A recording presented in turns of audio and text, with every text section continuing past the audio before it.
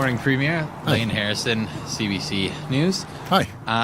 First question is about the statement that you put out this morning regarding our trade with our southern neighbours. With all due respect, obviously you're the Premier, not the Prime Minister, so I'm curious why you felt it was necessary to wade into international politics with this statement.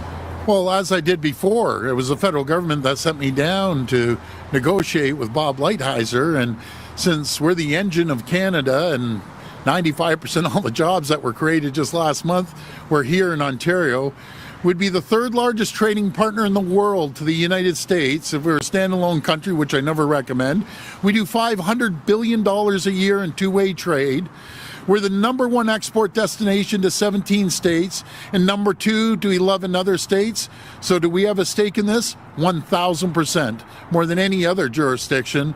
And we're going to continue to lead. I've talked to all 13 premiers across the country. But here's the difference, folks.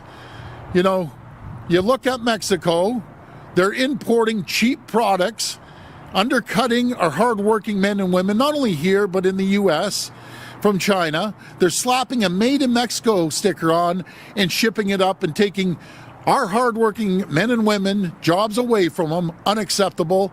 So we're doing, Ontario alone does $500 billion. Mexico, we do $40 billion. And guess what?